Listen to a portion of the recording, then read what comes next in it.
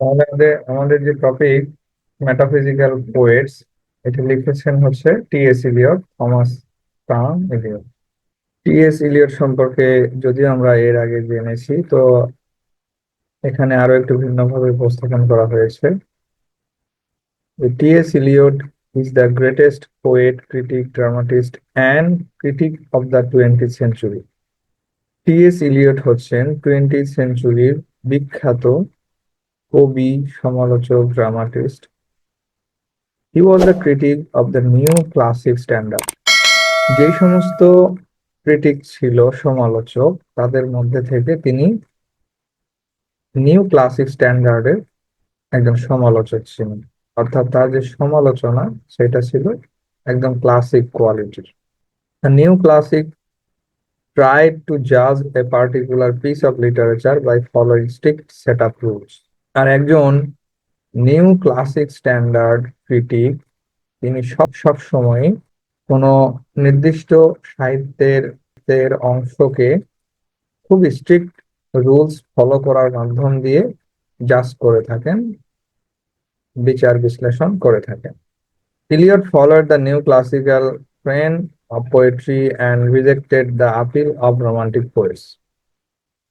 এই কথাটা very important যে ইলিয়ট সব সময় ক্লাসিক্যাল যে ট্রেন্ড ছিল পোয়েট্রি, সেইটা ফলো করতেন, এবং রোমান্টিক কবিতার বা কবির যে একটা ট্রেন্ড ছিল, প্রচলন, সেইটাকে তিনি সবসময় রিজেক্ট করতেন। অর্থাৎ তার মতে এই রোমান্টিক ধরনের কবিতা এবং খুবই সহজ ভাষায় পাবলিকে আনন্দ পাবে প্রতিটা লাইন পড়ে পড়ে, এই ধরনের কবিতার তিনি পক্ষে ছিলেন না।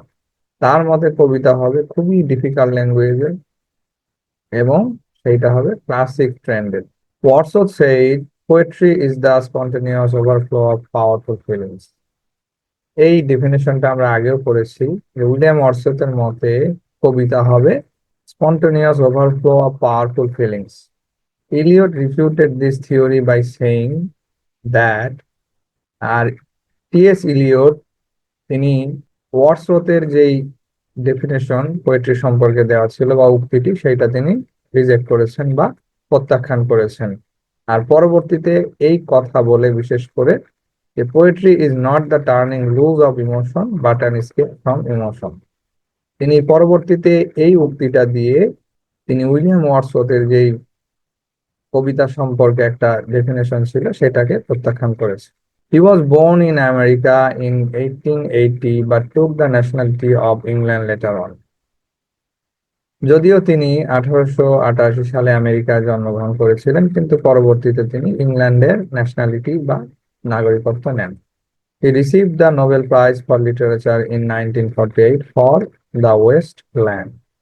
তিনি 1948 সালে দ্য ওয়েস্ট ল্যান্ড লেখার কারণে নোবেল লিটারেচারে নোবেল প্রাইজ পেয়েছিলেন।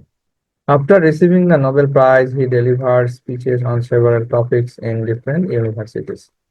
নোবেল প্রাইজ পাওয়ার পরে তিনি বিভিন্ন বিশ্ববিদ্যালয়গুলোতে বিভিন্ন টপিকসে তিনি বক্তব্য দিয়েছিলেন বা বক্তৃতা দিয়ে বেড়াইতেন। In the essay, T.S. Eliot made a comparison between metaphysical poets of the 18th and 19th centuries. তিনার এই এসেতে, যে আমরা যেটা পড়তেছি, দ্য মেটাফিজিক্যাল পোয়েটস, এখানে তিনি 18 এবং 19 শতকের যেই মেটাফিজিক্যাল কবিরা ছিল, তাদের মধ্যে একটা তুলনা করেছেন, যে ওই শতক আর এই শতকের মধ্যে কেমন ডিফারেন্স ছিল, বা কবি এবং কবিতার ধরন কেমন ছিল। After that comparison, he advanced and stated the qualities of modern poets. আর এই তুলনা করার পরে, অর্থাৎ 18 এবং 19 শতকের মেটাফিজিক্যাল পোয়েটসদের কম্পারিজন করার পর, তিনি সামনের দিকে অগ্রসর হয়েছেন এবং মডার্ন পোয়েটদের সম্পর্কে তিনার যেই ধারণা, সেটা তিনি ব্যাখ্যা করেছেন বা বর্ণনা দিয়েছেন। T.S. Eliot found that modern poets were the direct followers of metaphysical poets. পরবর্তীতে তিনি এই গবেষণা, ব্যাখ্যা, বিশ্লেষণ করে এইটা খুঁজে পেয়েছেন যে মডার্ন পোয়েটরা, তারা এই মেটাফিজিক্যাল পোয়েটদেরকে ডিরেক্ট ফলো করত, বা মডার্ন পোয়েটরা মেটাফিজিক্যাল পোয়েটদের অনুসরণ করত। He refuted the remarks of Johnson in this book but appreciated the poetic qualities of metaphysical poets. T S. Eliot Samuel জনসনের যেই রিমার্কস ছিল, বক্তব্য বা তত্ত্ব, সেইটাকে তিনি প্রত্যাখ্যান করেছেন, কিন্তু এই মেটাফিজিক্যাল পোয়েট্রের যেই কোয়ালিটি ছিল সেইটাকেও তিনি পাশাপাশি অ্যাপ্রিসিয়েট করেছেন। What is the book about? এই বইটি কি সম্পর্কে লেখা হয়েছে? Doctor Samuel Johnson remarks about the metaphysical poet as the most heterogeneous ideas are yoked by violence together. যখন ডক্টর স্যামুয়েল জনসন মেটাফিজিক্যাল পোয়েটসদের সম্পর্কে তিনি তার তত্ত্ব দিলেন যে সবচেয়ে ভিন্ন ধর্মী ধারণাগুলো একসাথে সহিংসতার সাথে যুক্ত থাকে, মানে এটা শাব্দিক অর্থ করা হয়েছে, যদিও কোটেশনের অর্থগুলো করা হেভি টাফ। তো এরপরে T S. Eliot refuted this theory in his book. আর এই তত্ত্বের পরে টি.এস. ইলিয়ট আবার নতুন করে এই বইয়ের মধ্যে তার নিজস্ব তথ্য দিয়েছেন, দ্য মেটাফিজিক্যাল পোয়েটস। এই বইটিতে স্যামুয়েল জনসনের তত্ত্বকে প্রত্যাখ্যান করে নিজের মতো করে আবার তত্ত্ব প্রদান করেছেন। Who are the metaphysical poets in the 17th century? 17 শতকে মেটাফিজিক্যাল পোয়েট কারা ছিল? John Donne, Andrew Marvell, George Herbert Cowley, Henry Vaughan, Richard Crashaw and John Cleveland were metaphysical poets in the 17th century. 17th সেঞ্চুরিতে এই সমস্ত কবিরা metaphysical poet ছিল। এখানে ছোট ছোট দুইটা ডেফিনেশন দেওয়া আছে যেগুলো ভেরি ইম্পর্টেন্ট, সামনে লাগবে। Deductive argument: it is the argument from the general conclusion to the particular truth. এটি মূলত জেনারেল কনক্লুশন বলতে আমরা বুঝে থাকি একটা সাধারণ উপসংহার, যেটা থেকে পার্টিকুলার ট্রুথ, কোন নির্দিষ্ট যুক্তি বা সত্যর দিকে যাবে, ধাবিত হবে। আর ইন্ডাকটিভ আর্গুমেন্ট কি? It from a particular argument to a general truth. আর এটা একটা পার্টিকুলার আর্গুমেন্ট থেকে জেনারেল বা সাধারণ ট্রুথের দিকে ধাবিত হবে। এটা যদিও একটু দেখেন, এটা একটু ব্যতিক্রম এটার সাথে আর কি, যে একটা argument from the general conclusion to the particular truth, আর এখানে from a particular argument to a general truth, অর্থাৎ এখানে পার্টিকুলার ট্রুথ আর এখানে general truth. Eliot followed the inductive argument and advanced to point out the qualities of metaphysical poets and the comparison with modern poets. আর T S. Eliot এই দুই আর্গুমেন্টের মধ্যে inductive আর্গুমেন্টকে follow করতেন, আর এইটার মাধ্যম দিয়ে তিনি মেটাফিজিক্যাল পোয়েটসদের যে কোয়ালিটি ছিল সেটা তিনি ফাইন্ড আউট করেছেন, এবং the comparison with modern poets, আর সেগুলো খুঁজে তার তথ্যর ভিত্তিতে মডার্ন পোয়েটসদের সাথে মেটাফিজিক্যাল কবিদেরকে তুলনা করেছে।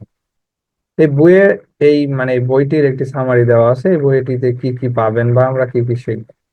Refute Johnson's theory on metaphysical poetry. Samuel Johnson metaphysical poetry বা পোয়েট সম্পর্কে যে থিওরি দিয়েছেন সেটাকে প্রত্যাখ্যান করা হয়েছে। Eliot's inductive arguments, Eliot inductive argument follow করেছেন, সেটাও ব্যাখ্যা করা হবে। ডিসোসিয়েশন অফ সেন্সিবিলিটি, সংবেদনশীলতার একটা বিচ্ছিন্নতা, অর্থাৎ শাব্দিক অর্থ এটা। এই ডিসোসিয়েশন অফ সেন্সিবিলিটি আমরা শিখবো এটা কি। Comparison between metaphysical poets of the 18th and 19th century, 18 এবং 19 শতকের মেটাফিজিক্যাল পোয়েটসদের মধ্যে একটা কম্পারিজন হবে। কোয়ালিটিস অফ মেটাফিজিক্যাল পোয়েটস, একজন মেটাফিজিক্যাল পোয়েটের বা কবির যে সকল গুণাগুণ আছে সেগুলো নিয়েও আলোচনা করা হবে। Poets of present civilization must be difficult, তার মতে যে বর্তমান সিভিলাইজেশনের কবিরা তাদের কবিতায় খুবই ডিফিকাল্টিস তৈরি করবেন, বা তাদের কবিতাগুলো হবে very difficult. Eliot style to জাজ মেটাফিজিক্যাল পোয়েটস, আর টিএস ইলিয়ট কিভাবে মেটাফিজিক্যাল পোয়েটসদেরকে জাজ করেছেন সেইটাও আলোচনা করা হয়েছে।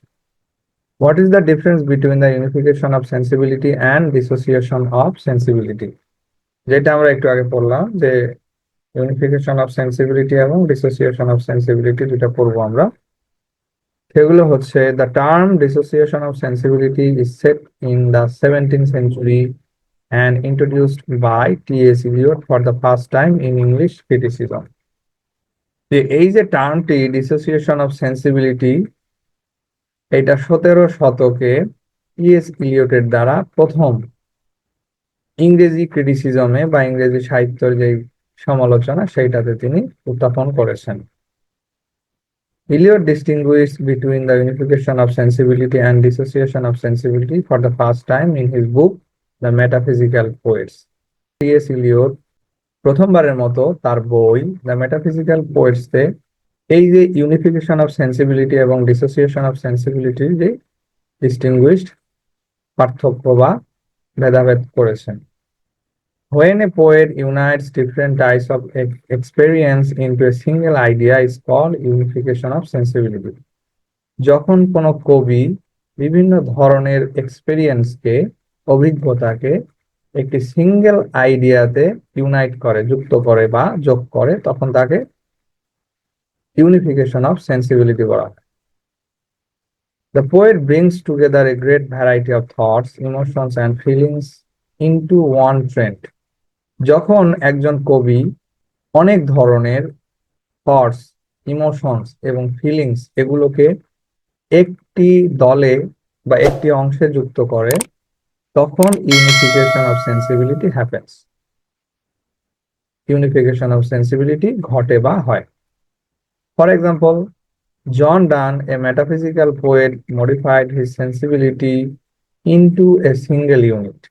উদাহরণস্বরূপ বলা যেতে পারে জন ডান, তিনি ছিলেন একজন মেটাফিজিক্যাল পোয়েট, যিনি তার যে সেন্সিবিলিটি সেটাকে একটি সিঙ্গেল ইউনিটে মডিফাই করেছেন। For the poets thoughts were an experience, বিশেষ করে কবিতার একটা থটসের এক্সপেরিয়েন্স করার জন্য। Donne's comparison of lovers with a pair of compasses in is an example of how different thoughts were brought under one unified whole. জন ডানের একটা কবিতা পড়েছিলাম আমরা হয়তো থার্ড ইয়ারে, যে ওই যে লাভার্সদেরকে তিনি কম্পাসের যে পা, কাটা পা, সেগুলোর সাথে তুলনা করেছিলেন।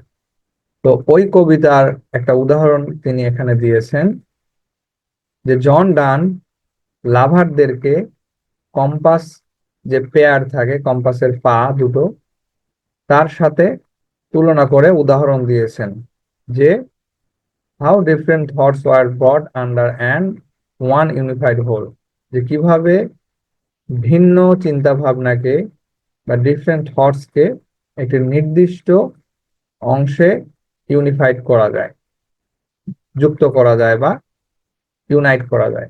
আর dissociation of sensibility is opposite to the earlier phase.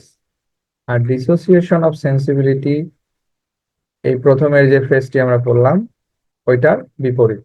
When a poet expresses different types of thoughts, feelings and emotions separately, maintaining the identity of each other, যখন একজন কবি বিভিন্ন ধরনের থটস, ফিলিংস এন্ড ইমোশন গুলোকে আলাদা আলাদা ভাবে এবং প্রত্যেকের আইডেন্টিটি রক্ষা করে বা মেইনটেইন করে যুক্ত করে, then dissociation of sensibility happens, তখন ডিসোসিয়েশন অফ সেন্সিবিলিটি ঘটে বা হয়। For example, a poet may fall in love and at the same time he may read philosophical works.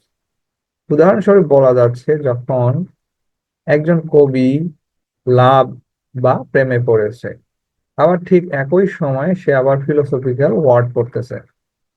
এটা কিন্তু খুবই একটা মানে ডিফারেন্স একটা ব্যাপার, যে আপনি একই সাথে প্রেমও করবেন আবার ফিলোসফিক্যাল ওয়ার্ডও পড়বেন, এটা কিন্তু অসম্ভব। কারণ ফিলোসফি এমন জিনিস যেটাকে আপনাকে বাস্তব জ্ঞান দেবে। These two types of experience were separately presented in his works. আর এই যে দুটি ভিন্ন ধরনের অভিজ্ঞতা, যেটা আলাদাভাবে তার নিজের কাজে উপস্থাপন করা হয়েছে। বা নিজের তত্ত্বে উপস্থাপন করা হয়েছে। A point maintains the difference in different thoughts. ভিন্ন দুটি চিন্তা ভাবনাকে মেইনটেইন করার জন্য বা পার্থক্য করার জন্য একটা নির্দিষ্ট পয়েন্টস মেইনটেইন করা হয়েছে। Dissociation of sensibility was aggravated by Milton and Dryden. Dissociation of sensibility যে তত্ত্বটি, সেইটা মূলত জন মিল্টন এবং ড্রাইডেনের দ্বারা বেশি ব্যবহার করা হয়েছে বা এটার প্রভাব বৃদ্ধি করেছে। Later metaphysical poets were influenced by them. পরবর্তীতে গিয়ে মেটাফিজিক্যাল পোয়েট বা কবিরা তাদের দ্বারা অনুপ্রাণিত হয়েছেন। এখানে আরো একটি শব্দ জেনে নেন, রিফ্লেকটিভ বা চিন্তাশীল। ভিক্টোরিয়ান পোয়েটস আর রিফ্লেকটিভ পোয়েটস। ভিক্টোরিয়ান পিরিয়ডে যারা কবি ছিল তারা মূলত রিফ্লেকটিভ পোয়েট, বিশেষ করে টেনিসন, ব্রাউনিং এরা। আরো একটি কোশ্চিন আমরা এখানে পাবো, write down the difference between the intellectual poet and the reflective poet. আমরা এইমাত্র একটি শব্দ শিখলাম যে রিফ্লেকটিভ পোয়েট কি। তো এখানে বলা হচ্ছে একজন ইন্টেলেকচুয়াল পোয়েট এবং রিফ্লেকটিভ পোয়েটের মধ্যে পার্থক্য কি। T.S. Eliot distinguished between intellectual poet and reflective poet in his famous book of criticism, The Metaphysical Poets. T.S. Eliot তার বিখ্যাত ক্রিটিসিজম বইটি, যেটা দ্য মেটাফিজিক্যাল পোয়েটস, এই বইটিতে তিনি এই রিফ্লেকটিভ পোয়েট এবং ইন্টেলেকচুয়াল পোয়েটের মধ্যে পার্থক্য করেছেন।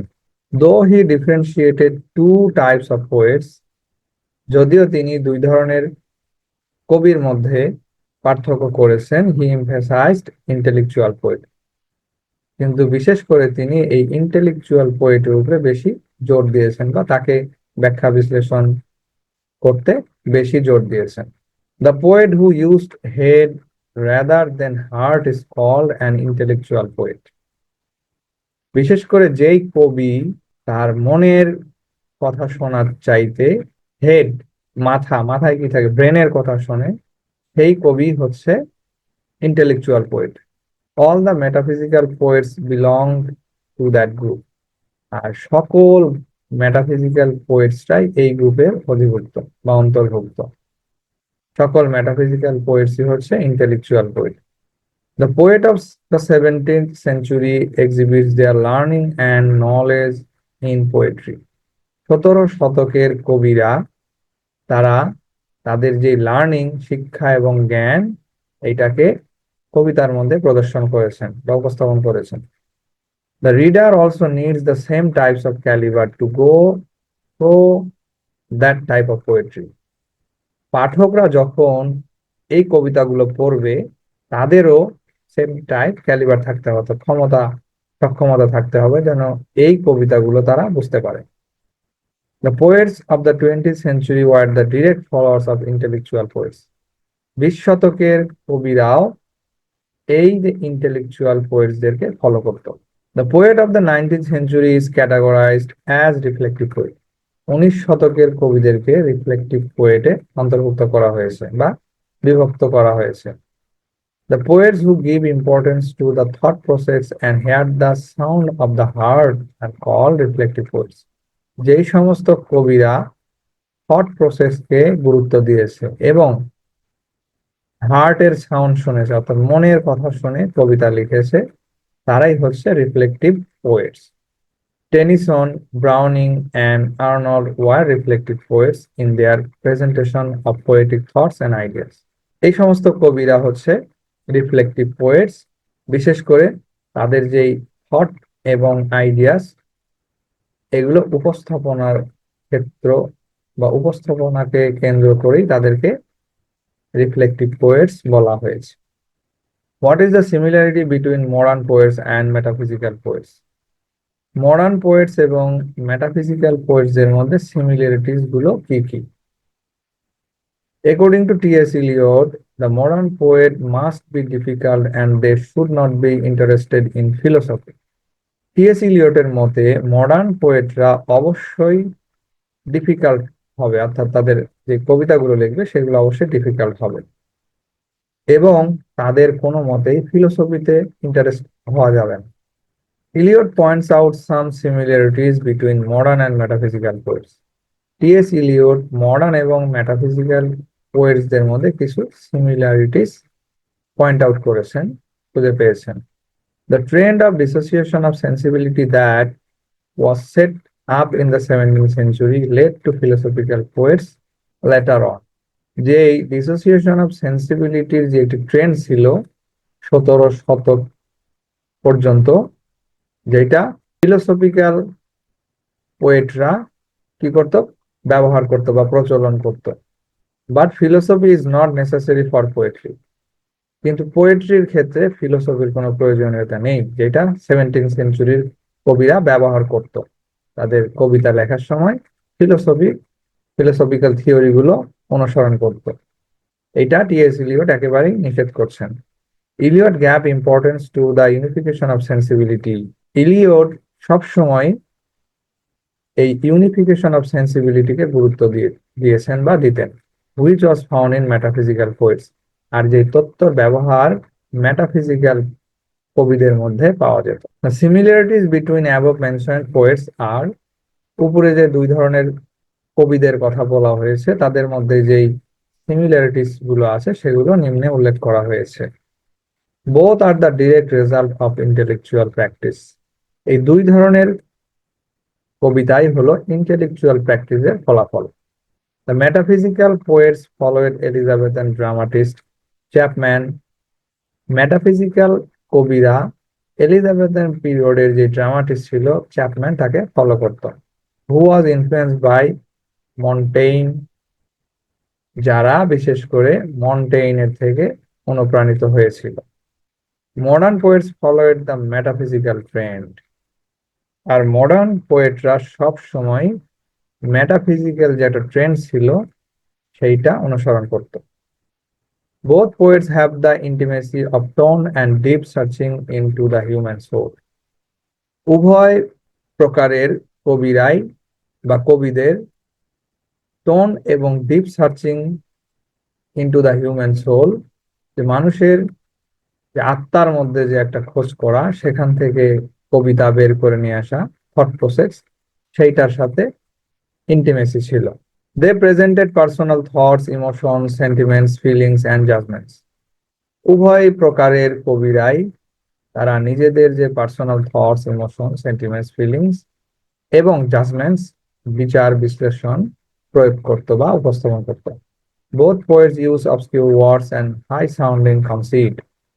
উভয় যুগের বা উভয় প্রকারের কবিরাই অবসকিউর ওয়ার্ড ব্যবহার করত, অস্পষ্ট শব্দের ব্যবহার করত, এবং হাই সাউন্ডিং কনসিট, উপমা ব্যবহার করত।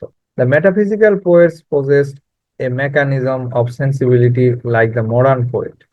Metaphysical poetsরাও mechanism of sensibility, যেটা মডার্ন পোয়েটরাও ব্যবহার করত, মেটাফিজিক্যাল পোয়েটরাও একই তত্ত্ব অনুসরণ করত। They are simple but artificial, difficult and fantastic.